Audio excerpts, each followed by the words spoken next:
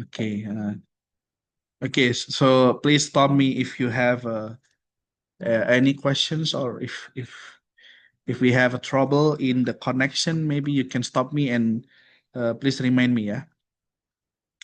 All right. So today we are going to discuss about uh, one of the uh, daily activity that we do in Islam. Yes, which is trade. Yeah. So uh, actually, every day we are dealing with trade. Yeah. So if we want to buy food, for example, if we want to, uh, for example, to ride transportation, for example, we are dealing a trade contract. Yeah. So it is an exchange between money and product, or money and services. Yeah. But in Islam, there is a very important rule in regards to trade. So we as a Muslim, we should be able to differentiate between trade and usury, or riba. Yeah, riba. So today we are going to learn about what is riba, and and how it differs from trade. Yeah. And hopefully that by the end of this class, you can differentiate between trade and riba. Okay, before we continue, so let me start today's class by uh, reading one of the verse in Al-Baqarah, yeah, verse 275, yeah.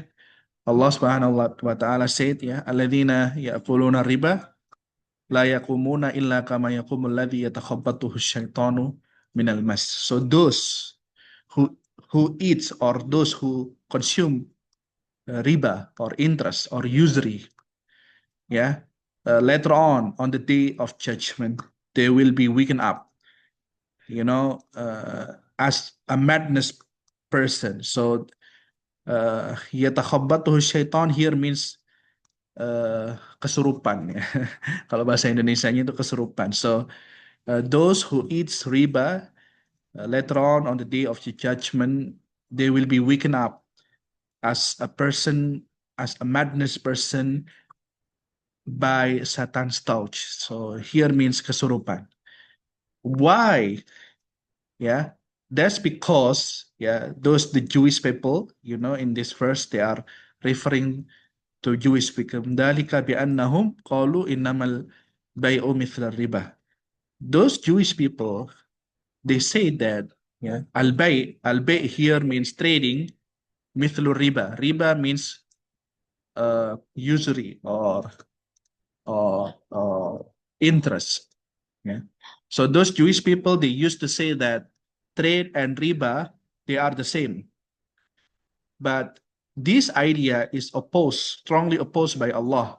Allah Subhanahu wa Ta'ala clearly state in this verse, wa ahallallahu al-bay'a wa harrama riba. So Allah has permitted trading while prohibit riba, or usury, or interest. Yeah. So this is the first which forbid us to consume anything which is ribawi, or it has some riba contains. So so before, the Jewish people always try to, you know try to uh, try to equalize, yeah, between trading and riba, but actually it has some differences. So today we are going to learn about what are the differences between trading and riba. Okay. In another occasion, Rasulullah Sallallahu Alaihi Wasallam, the Prophet Muhammad, peace be upon him, said that, inna dirhama, a single dirham, yeah, yusibuhu rajulu minar riba, yeah, a single dirham which is obtained from usury, yeah, a'zamu indallah fil khati'ah, is a greater sin in the sight of Allah min sitta wa salathina zina, then committing adultery 36 times.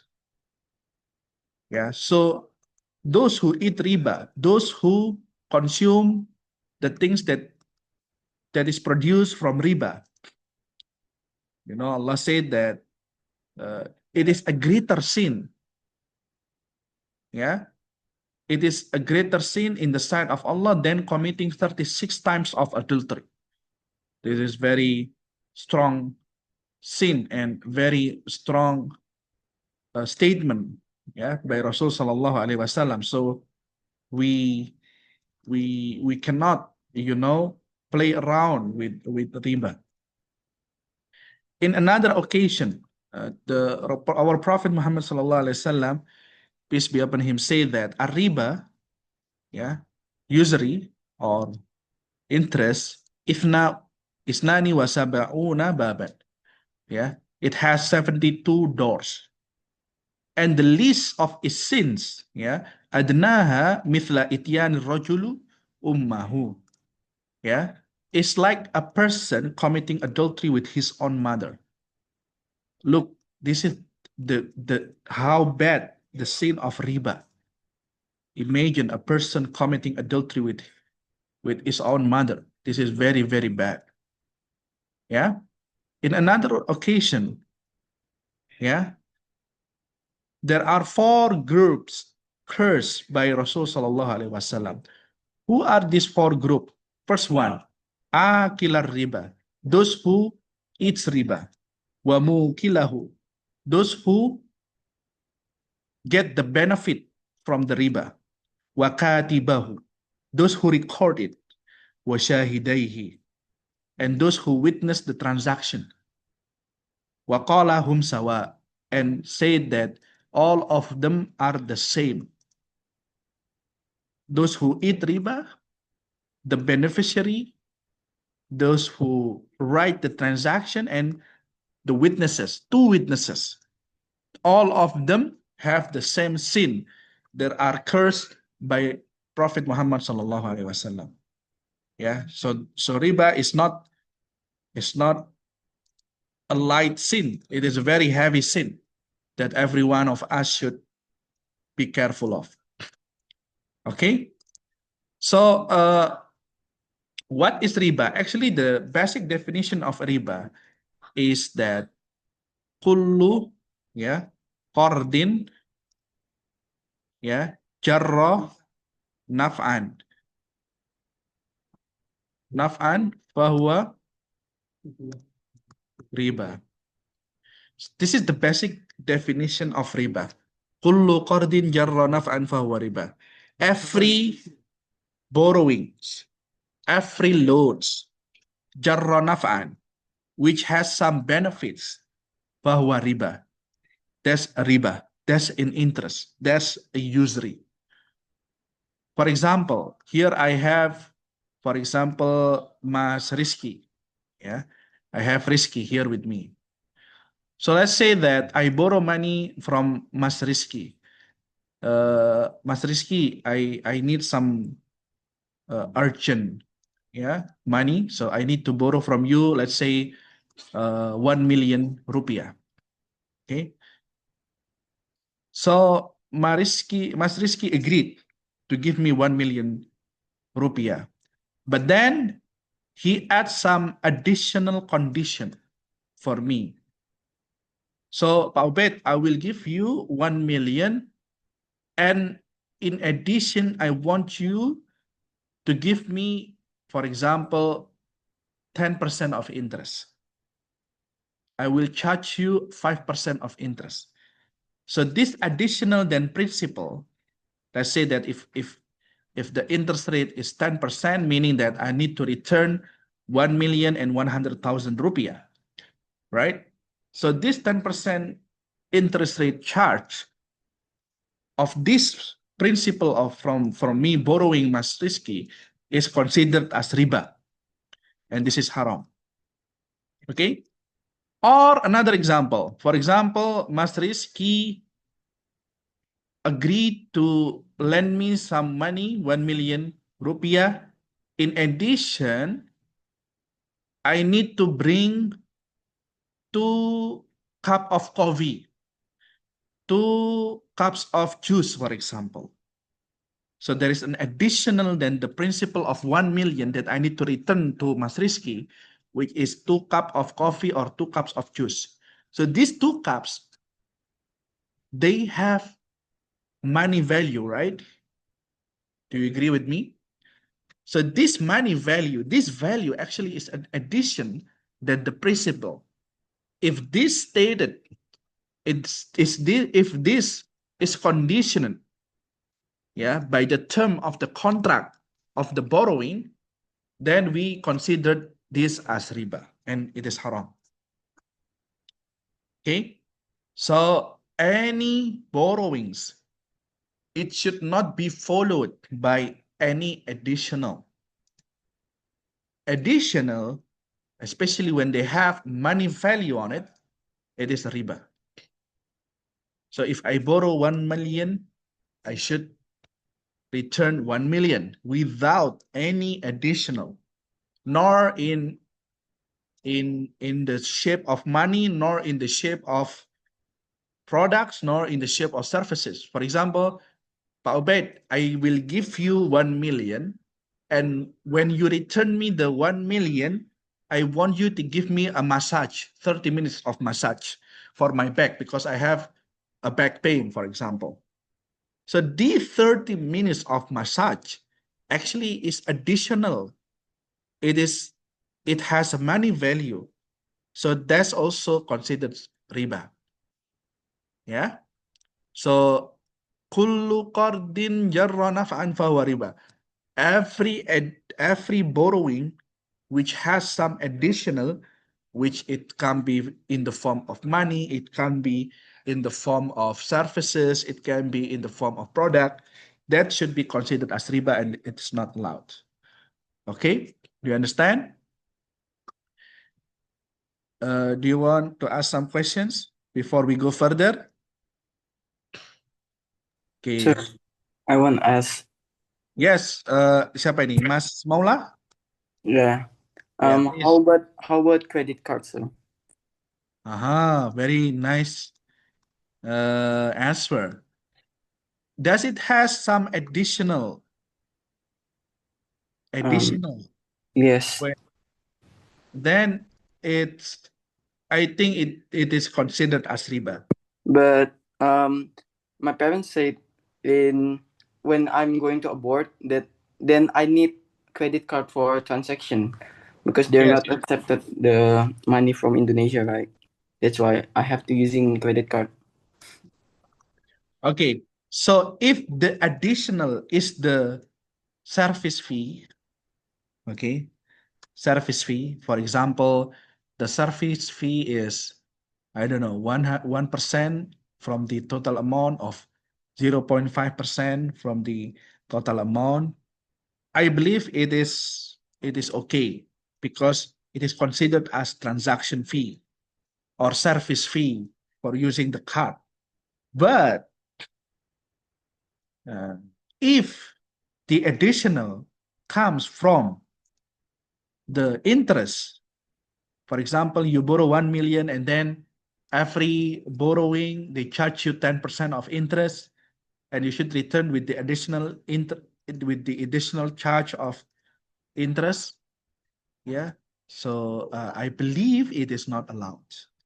But if the additional comes from the transaction fee or the service fee, so you should be able to look at the at the at the contract when you receive the credit card. So what kind of uh, additional that you are paying for? Are you paying for the service fee, for the management fee, for the transaction fee, or are you paying for the additional interest that they charge you when you borrow money from them? Yeah, Okay, sir. Thank you. yeah. Thank you. That's a very good questions, and uh, I think that we should be a little bit more considered, yeah, when you using credit card because If the additional comes from the interest, then I believe that we should be careful about it. Okay, next we will learn about the types of riba. So actually, there are two types of riba: those which are involved in debt transactions, yeah, and those who are involved in the ribawi transactions, the ribawi goods transactions. So let's first talk about the first category, which is the debt transactions. So in debt transactions, you have two kind of riba: the riba qard and riba jahiliyah. So riba qard means that an addition of a loan, an addition of a borrow or a borrowing, interest rate, yeah, usury. This is the interest charge on loan.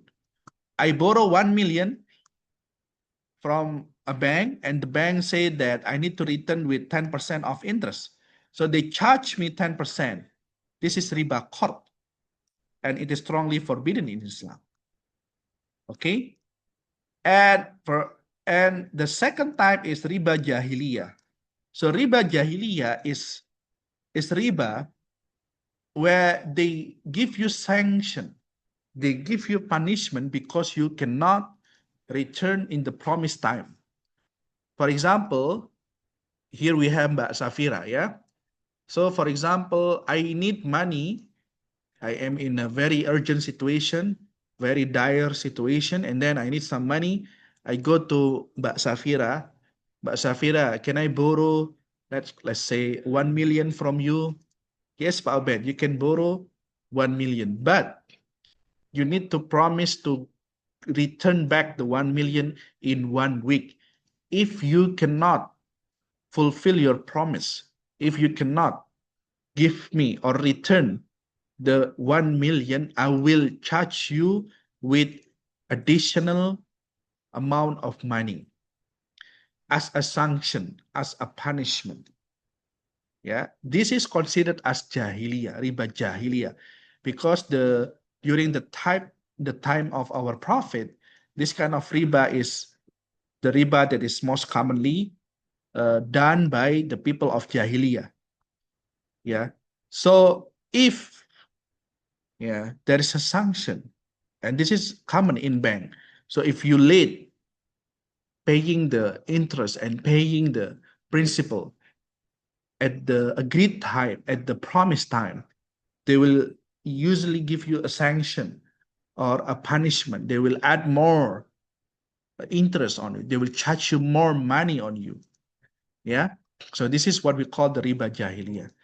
The second category of riba is riba which are dealing with the ribawi goods.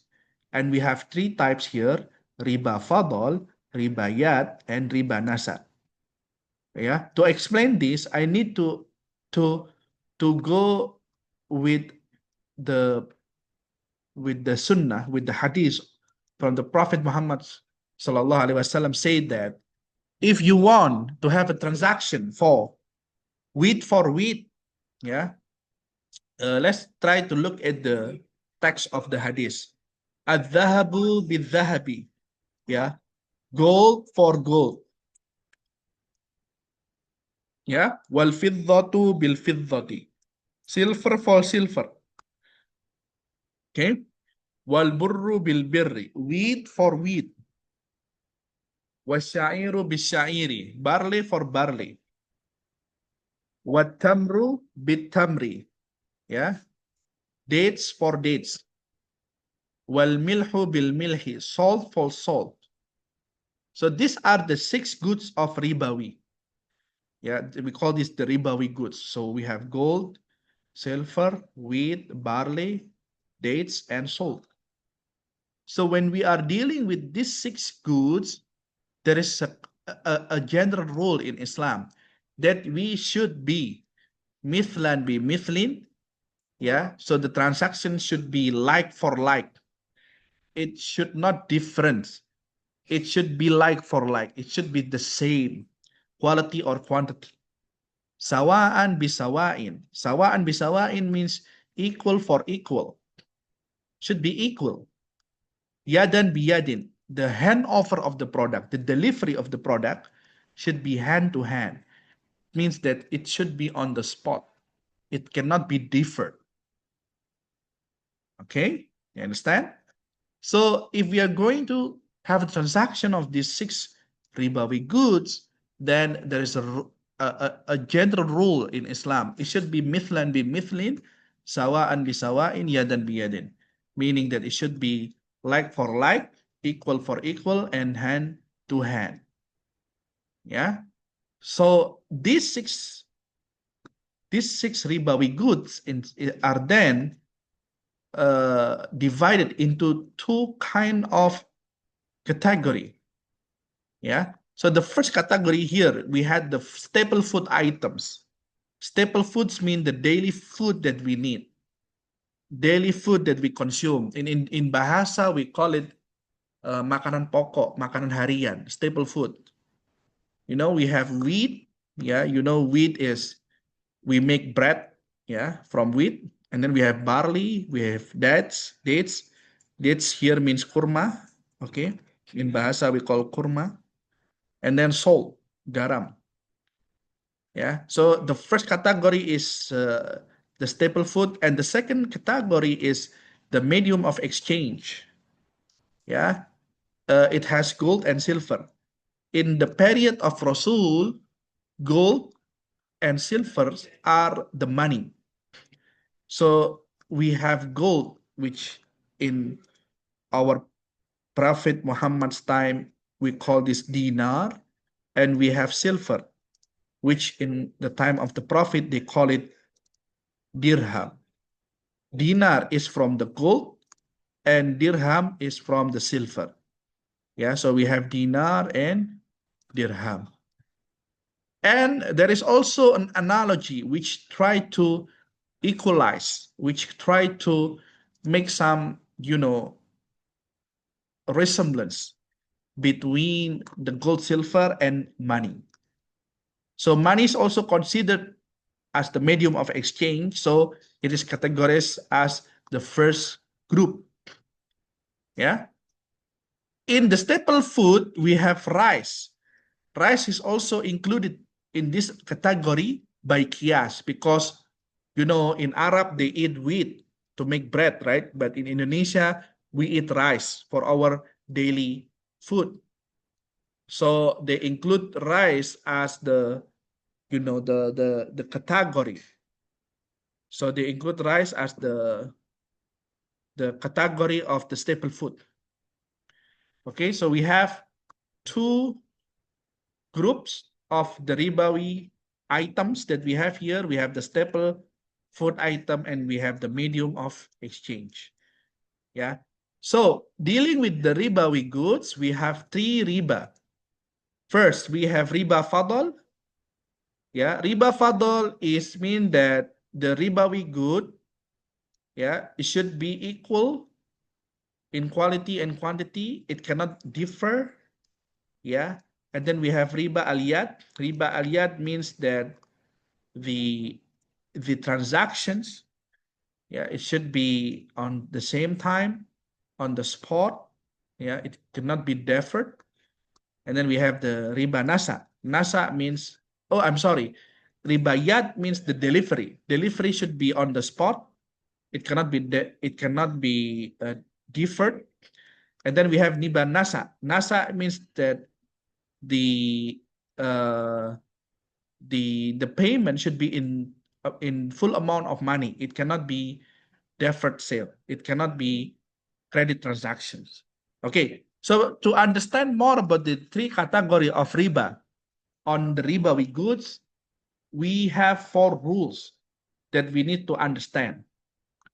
Okay, so for example, the first rule, when we are dealing with same category and same time, same type. For example, we are exchanging gold by gold.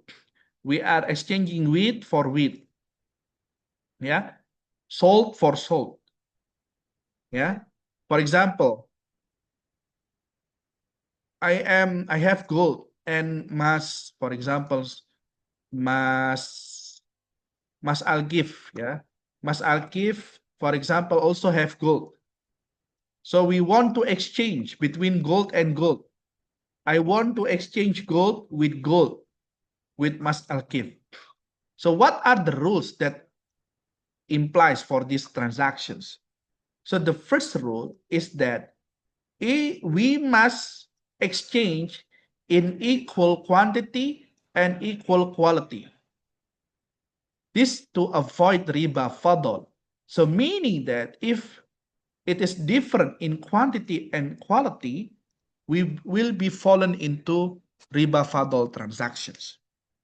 For example, I have 1 gram of gold. Mas Alkif has 1 gram of gold. So we both have 1 gram. But we have different quality. My gold, it is 22 carats, while Mas Alkif's gold is 24 carats. So we have different carats. I have 22, Mas Alkif has 24 carats. So in this transaction, it is considered as haram. It is considered as riba fadl because even though that we are dealing with the same weight of gold, but the quality is different.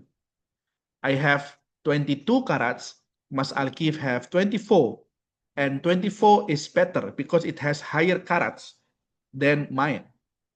So if we do this kind of transaction, it should be considered as riba fadl and it is haram. The next one, the transaction the exchange should be immediate exchange. It should be cash transaction. It cannot be deferred. It cannot be credit sales.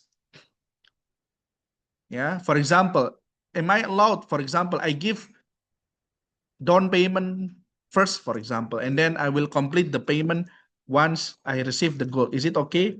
No, it cannot. It is not okay. Because when you are dealing with the same category and same type, you must exchange immediately. And if you're not immediately, if you have a different time of transactions, you will be fallen into riba nisa. Last law is that the hand offer of the product, the delivery of the gold, it should on the spot. It should be given on the same day, on the same day. Yeah. If we are not handling on the same day, on the same spot, yeah, we will be fallen into ribayat. Yeah. So it should be equal in quantity and quality. The transaction should be made cash, cannot be credit, cannot be deferred. And the hand offer of the product, it should be on the spot, on the right time. Yeah. This is when we have the same category and the same time. The next rule, if we have same category but different type, for example, money and gold. For example, I am exchanging salt and barley, for example. Yeah. Or salt and dates, for example. Yeah. So we have the same category but different type. Yeah. In this case, look at the first rule. Unequal exchange is allowed. So it does not need to be in the same quality and in the same quantity because it is from a different category. I'm sorry, it is from the same category but different type. So the transaction can be unequal. All right. The next one. Okay. The exchange should be conducted immediately. So it should be made cash. We cannot pay credit. We cannot pay deferred. If we pay credit, we will fall into riba nasa. And the hand offer of the product should be on the spot. It cannot be delayed. Like, for example, I pay the gold today and the delivery will come after 3 days or 4 days. Can we do that? No, we cannot. Who can guarantee that after 3 or 4 days, the gold has the same price? Who can guarantee that? No one can guarantee you because the price of the gold is moving in seconds now. There's some website that you can open to see the price of the gold.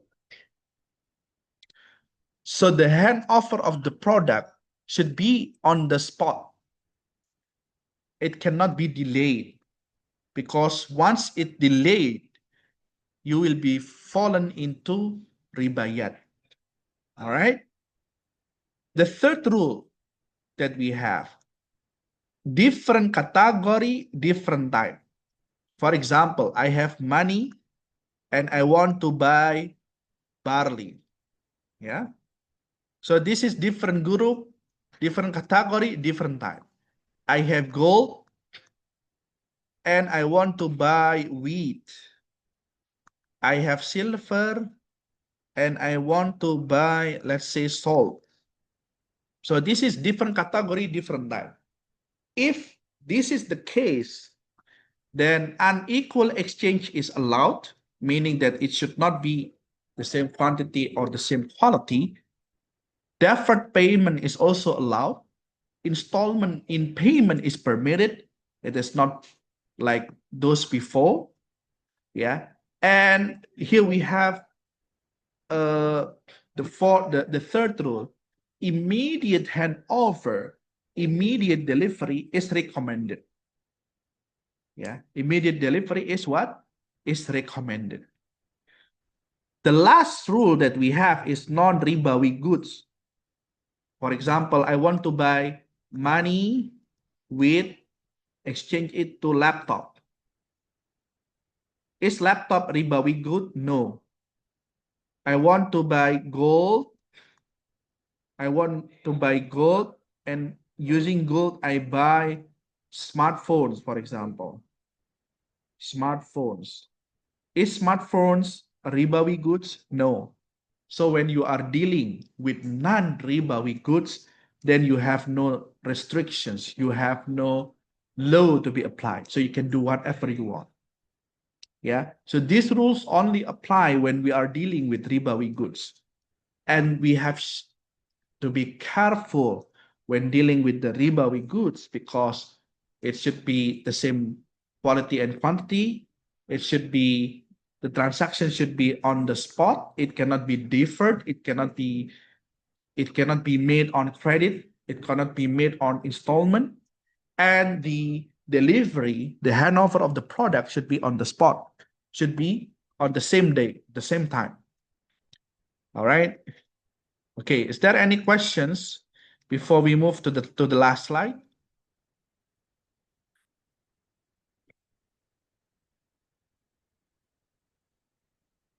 Do you have any questions? Yeah, I want to okay. ask, sir. Yes, Mas Fadil, please. From what I can infer, ribawi goods are goods that sort of act as currency, right? I'm asking, can houses count as ribawi goods? Because house values or like land values, they can fluctuate over time, right? Does that count as ribawi good? No. You know, we have the hadith here, Mas Fadil. Do you remember the Prophet Muhammad sallallahu alaihi wasallam say that al-dhahabu bil-dhahabi wal-fiddatu bil-fiddati wal-burru bil-birri wasyairu bil-syairi wat-tamru bil-tamri wal-milhu bil-milhi. So there are only 6 goods that are mentioned by our Prophet Muhammad sallallahu alaihi wasallam. And from these 6 goods, we have 2 category of goods. We have the staple food items, ya, bahan makanan pokok, wheat, barley, dates, and salt. And you know, rice is also categorized as staple food. So rice is also included in the ribawi goods. And then we have the medium of exchange, gold and silver. In the time of our Prophet, we have dinar and dirham. They act as the money at that time. So gold is dinar and silver is dirham. Yeah, if you look at the Google, you still can find the coinage money. Yeah, there is 1 dirham, one dinar. So you can find the coinage money. Yeah, for from the period of our Prophet Muhammad Sallallahu Alaihi Wasallam. And because we have gold and silver as the money, then we also can categorize money as the ribawi goods. Yeah. So we have only 6 ribawi goods mentioned by the Prophet, and then we have some analogy. Yeah, analogy. For example, the rice and money is also categorized as the ribawi goods. Okay. Is it clear, Mas Fadil? Yes, thank you, sir. Yeah. So houses, it is not considered as ribawi goods because house is not mentioned by hadith, and we cannot equalize houses with money or with gold or with silver, because houses is not the medium of exchange. It was a good question. You mentioned that the prices of houses increases year by year. Seems like gold and silver, they also increase uh, throughout the period. But the house is not used as the medium of exchange.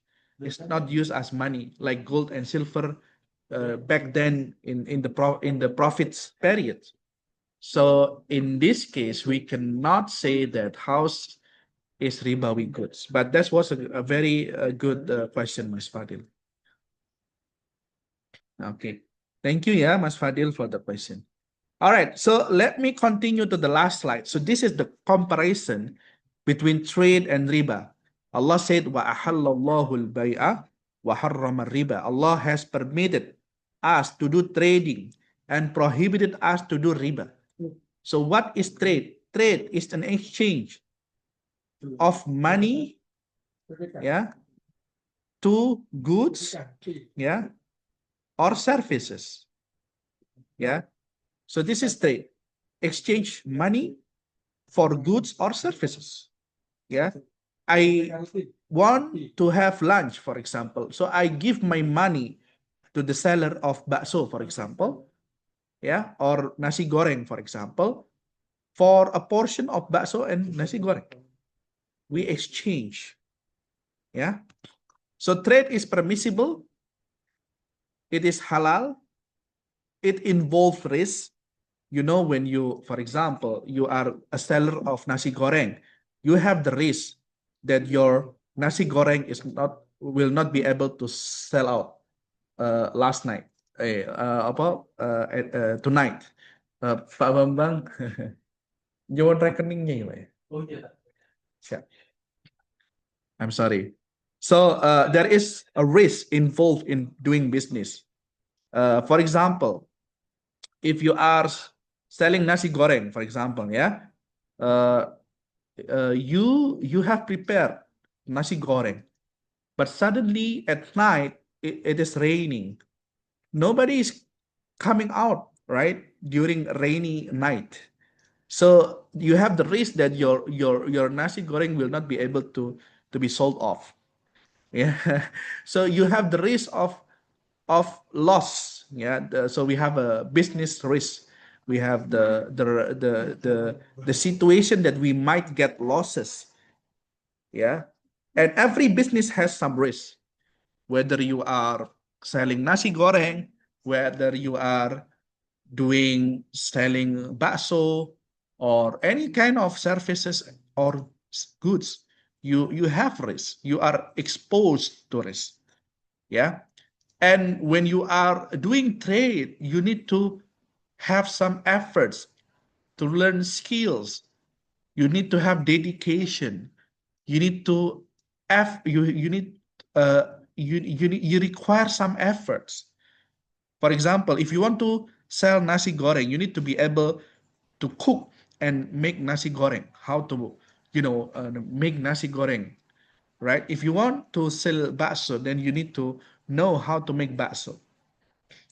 If you want to, for example, open a barber shop, you need to know how to cut hairs and to the things.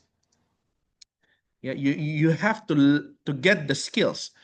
You need some dedication and hone the skill that you need. So it is not easy to trade because there's some specific skills that you need to acquire. But that's not the case with riba. Yeah, for example, in riba, why it is considered as haram? Because it has no risk involved.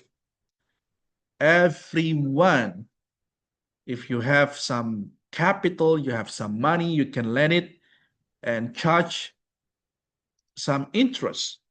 You know Bank Titil, Bank Titil? Any one of you heard Bank Titil? Siapa ini? Rizky, have you ever heard Bank Titil? What is Bank Titil? I never heard that, sir. Okay, Fatima, have you ever heard Bank Titil, Fatima? I haven't heard of it, sir. Oh, where are you in this life, guys? Fadil, have you ever heard Bank Titil? No, sir. No, okay. So Bang Titil is actually is a person, when you go to a traditional market, ya, pasar tradisional gitu ya, there will be a person, sitting in the side of the market, and then he or she will offer some borrowing. Hey, do you need some lending? Do you need some money? Do you need some borrowing? Things like that. So she will offer some borrowing to the trader of the market. Yeah, but she will charge you with a very high interest. So let's say that the trader usually they need some money, right, to prepare the goods and the services that they sell. So they will come to Bank Titil. So the person usually they sit in the side of the market and they will ask for loan, and they will charge a very high interest on it. Let's say 20 to 30%. So if you borrow 100,000 rupiah, then you will repay back 130,000, 120,000. And it is higher. So the interest rate charged by those people, Bank Tetel, is always higher than the interest rate charged by the bank. So if the bank usually charge like 12 to 18 to 20%, then they can charge you 30% or even higher, 40%. So these are the bank detail. And if you go to every traditional market that we have in Indonesia, you will find these guys. This is the evidence that you are not going to traditional market. Yeah, guys, you should go to traditional market and observe what is happening in our traditional market. Okay. So yeah, we have Bank Titil. Bank Titil, they don't involve with any risk. They don't care whether your business is having profit or is experience some losses. They don't care. You need to pay with the interest, with the additional. Yeah. If they charge you 20, if they charge you 30%, then you need to repay back the loan with the additional interest charge. Yeah, that's Bank Detail. Yeah. Please go to the traditional market and see, in one of the side of traditional market, you'll see that people are offering some loans or borrowings. Yeah, especially in the villages. Okay. So there is no risk involved. They don't care whether you are experiencing losses, whether you are gaining huge profits. You need to pay the interest. And there's no such skills or effort needed. You just need to lend the money that you have and then charge with a very high interest. It's not like jualan nasi goreng, yeah. When you want to sell nasi goreng, then you need to have a chef skill, apa namanya, you need to have the ability to cook nasi goreng, right? Yeah. If you want to sell bakso, then you need to know how to make bakso. If you want to open barber shop, then you need to learn, yeah, in saloon, like how to cut the hair and things like that. But with Bang Titil, you don't need to learn the specific skills, or you don't need to have a specific technology. You don't need to go to the university to learn 4 years, have some degree. No, you don't need that. Yeah, you just need to lend the money and charge with a high interest. That's it. Yeah, and they make life on it. Yeah, so that's the difference between trade and riba. So I want you to know that it is not like the Jewish people say that trade is like riba, or riba is like trade. Yeah, in this case, Allah Subhanahu wa Taala has clearly stated that riba is not the same as trading, and trading is halal, riba is haram. Trading is permissible, but riba is prohibited. I think that's for today. Do we have any question, guys?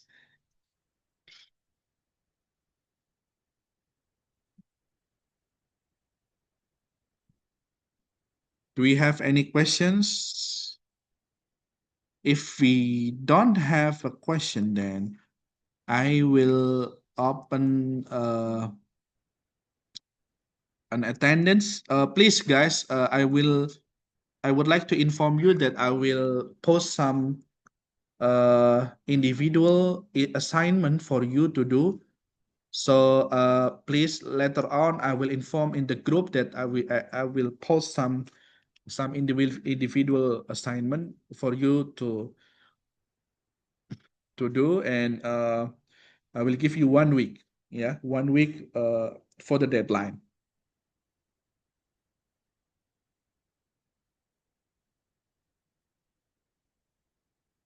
Okay, so loh, terlempar ini. So online.